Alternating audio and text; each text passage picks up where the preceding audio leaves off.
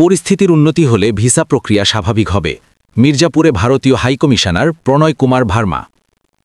টাঙ্গাইলের মির্জাপুরে কুমুদিনী কমপ্লেক্স ও শহীদ দানবীর রণদা প্রসাদ সাহার বাড়ির পূজামণ্ডপ পরিদর্শনে ভারতীয় হাইকমিশনার প্রণয় কুমার ভার্মা জানিয়েছেন, বর্তমান পরিস্থিতির উন্নতি হলেই বাংলাদেশিদের জন্য ভিসা প্রক্রিয়া স্বাভাবিক করা হবে।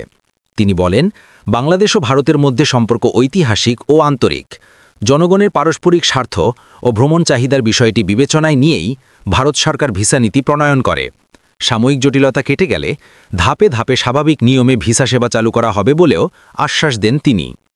এদিকে টাঙ্গাইলের মির্জাপুরে কুমুদিনী কমপ্লেক্স ও শহীদ দানবীর রণদা প্রসাদ সাহার বাড়ির পূজামণ্ডপ পরিদর্শনে ভিআইপিদের পদচারণায় মুখরিত হয়ে ওঠে এলাকা।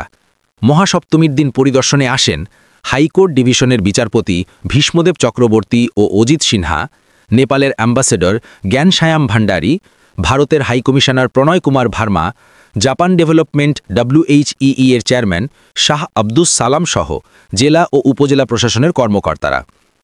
অতিথিরা কুমুদিনী কমপ্লেক্সে পৌঁছালে ফুলিল শুভেচ্ছা জানান উপজেলা নির্বাহী কর্মকর্তা ABM আরিফুল ইসলাম, সহকারী কমিশনার ভূমি তারেক আজিজ এবং মির্জাপুর থানার অফিসার ইনচার্জ মুহাম্মদ রাশিদুল ইসলাম। এ সময় কুমুদিনী পরিবারের কর্ণধার রাজীব প্রসাদ সাহা ও অন্যান্য কর্মকর্তা উপস্থিত ছিলেন। পরে অতিথিরা কুমুদিনী হাসপাতালের মিউজিয়ামে আয়োজিত চা চক্রে অংশ নেন এবং কমপ্লেক্সের বিভিন্ন সেবাধর্মী প্রতিষ্ঠান ঘুরে দেখেন। এরপরে ডিঙ্গি নৌকোযোগে লৌহজং নদী পার হয়ে রণদা প্রসাদ সাহার বাড়ির পূজামণ্ডপ পরিদর্শন করেন।